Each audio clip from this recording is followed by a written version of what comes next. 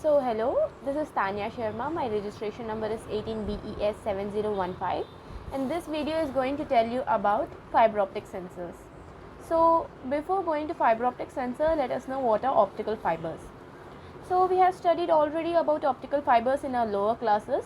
We know they are known about and they are known for their flexibility, their high efficiency, and we know that they are used as a channel in communication systems. They have very good high efficiency and they are made up of glass or plastic, some transparent material.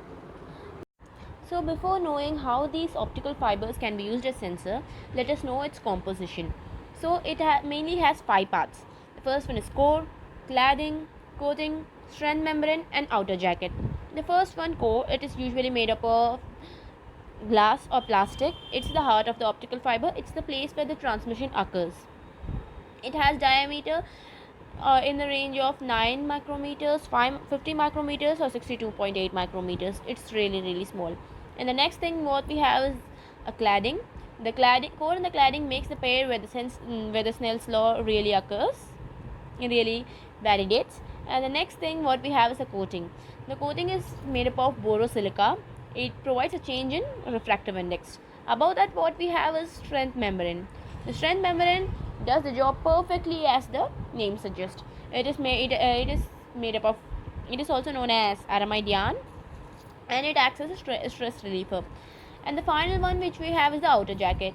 It provides thermal or electrical isolation. So now let us know how the light travels in the optical fiber. So what happens, there is a phenomena called total internal reflection. Now consider a case where the light is moving from denser medium to rarer medium. So what happens, some amount of light gets reflected back into the same media and some amount of light gets refracted to the rarer media. So what happens is, this happens at different angles, and there comes an angle, a point where the whole light, the total light is reflected inside the denser media itself. No light is refracted to the rarer media. So as the name suggests, total internal reflection. The light, the total internal, it totally gets reflected inside the denser media itself. So total internal reflection occurs above the critical angle. Okay, and there's one more condition for total internal reflection to happen is the light should always travel from denser media to the rarer media.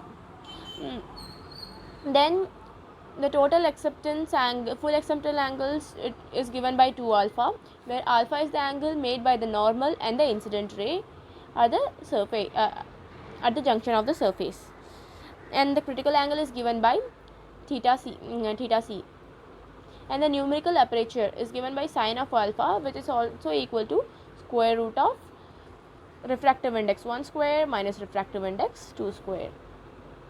Now finally coming to the types of mechanism. There are two types of mechanism, one is transmissive and the second one is reflective. So what happens in transmissive mechanism is the light from the light source, let's say laser, it's passed through a focus lens. The focus lens here namely means convex lens, and it travels to the fiber sensing element and then detected by the photodiode. So the sensor part comes at the last. The detection parts comes at the final stage, but things don't go like that in reflective measurement.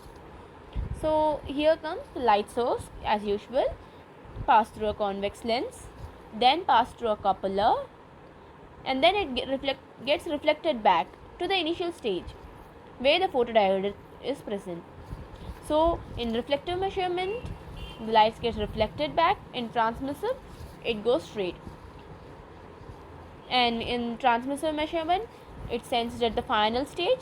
Reflective measurement sends it at the initial stage. So let us know some parameters of light that can be changed to make the optical fiber work as a sensor. So a change in wavelength, a change in velocity, attenuation, change in phase angle and intensity can make the optical fiber work as a sensor.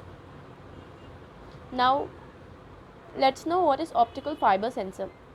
Optical fiber sensor is a sensor which measures physical quantity based on modulation in intensity, phase or polarization of light while traveling to the optical fiber. This has many advantages. These optical fiber have really many advantages, and the best advantage is its tiny size, and they can survive in extreme conditions including noise, vibration, extreme heat, moisture, water and unstable environment. Other than that, they do not require any electrical power. They are good at remote sensing. So there are basically two kinds of fiber optic sensors. One is intrinsic sensor and the second one is extrinsic sensor.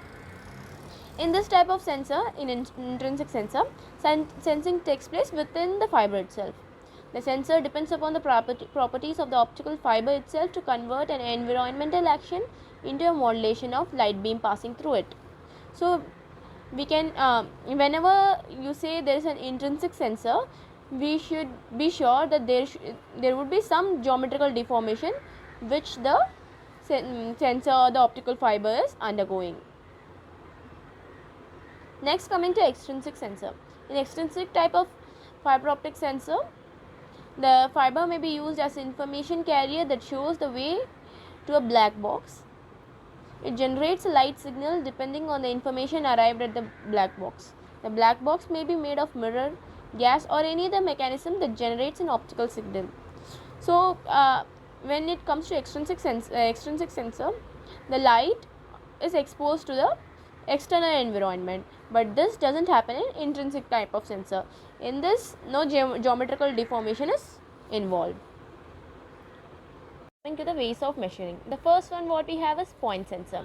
So in the point sensor, as the name suggests, the sensing is done at the point. Even if the measurement changes in middle somewhere, the sensor will not able to be sensed because the sensing element is not present there. It's present at some point. So if it comes like, so if it comes like this is the output we detect, and this is the sensing element. Even if the change occurs in middle, it will be detected only here. In the middle, change would not be detected. The next what we have is the multiplex sensor. So in multiplex sensor, multiple sensors are localized along the length of the fiber. It would be like, see, if it's this, one sensor here, one here, one here, one here, one here. So multiple sensors are placed in certain intervals along the length of the fiber. The next what we have is distributed sensor. Distributed sensor, the whole fiber here acts as a sensor. The sensing is done along the length of the fiber. See, the whole length of the fiber. So now what can these optical fibers measure? So they can measure temperature, pressure, strain, displacement, acceleration, flow rate, vibration, chemical concentration, electric and magnetic fields, rotation rate and etc. So there are many methods of measurement. So you can measure some quantity by changing amplitude and intensity, some quantity by changing frequency and wavelength, and some quantities by changing polarization and phase. Let's concentrate on the first one, which is intensity based sensor. So now look at the structure. The orange color one which is visible is the optical fiber, and then we have some clamps, the rigid support, and a bimetallic strip. So what happens is when some pressure is applied to the bimetallic strip, it makes the clamp to apply pressure on the optical fiber. The pressure is applied more because of the corrugative structure of the clamps. Because of this, it deforms the optical fiber a little. Some geometrical deformation undergoes there. If this pressure is applied more than an extent, it may cause the breakage of the optical fiber. It's applied in a very small amount. When a pressure like this is applied, the light waves bend and escape from the core to the cladding. So the wave that escapes from the core to the cladding is called the evanescent wave. And the point where actually when light travels in the optical fiber, it hits the wall. It hits the wall of the core. Okay, and the point where it hits the wall of the core is known as the mode. So from the point where the light escapes from the core to the cladding is known as evanescent mode. So when this causes what? This causes the reduction of intensity, loss of intensity here. Some light, as some light escapes, there is some loss of intensity. So at the end point, if we find the intensity to be low or some intensity to be lost, it is concluded that there has been some pressure or stress applied. So the light propagates through an optical fiber by total intent reflection. This slide talks about the evanescent wave and evanescent mode. And coming to the next one, it tells us this detects change in light intensity, correlate change to change in pressure or temperature, etc. These systems have poor ability to screen noise, leading to lower precision, but these are really simple and expensive. So during this process there is a 40% loss of intensity, 40% loss of intensity of light, which can be easily detected.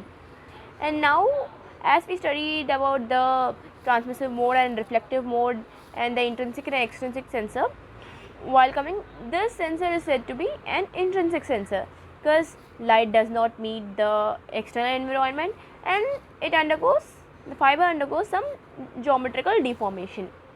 And it is transmissive mode because the input is not fed back for the detection, it goes directly. So it is said to be, it's considered to be a transmissive mode of measurement. And what we saw was intensity based pressure sensor, and the now which we are going to see is intensity based displacement sensor. I'm just going to tell a brief about it because of time constraint.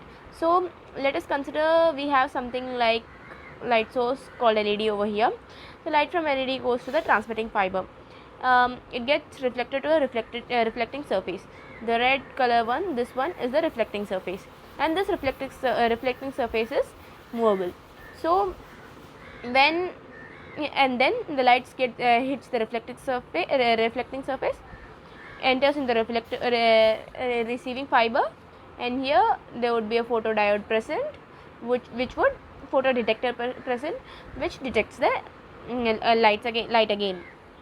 So as we are aware of the fact that when light travels more, its intensity reduces. The same the same phenomena or the same fact is used in this sensor.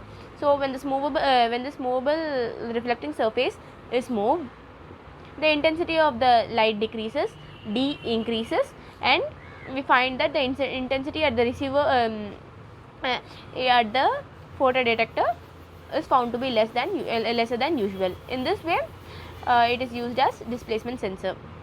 And the next, finally ending the video with the special advantage just of the optical fiber. So these optical sensors or fiber optic sensors have great immunity to electromagnetic interference and high voltages. They are intrinsically safe and they are insensitive to lightning strikes, and they are really tiny. Then they can easily be deployed, they can easily be adapted, they are resistive to high temperature, lightweight and miniature. And the most special thing is no special maintenance is required for these fiber optic sensors. So here we end this video. Thank you.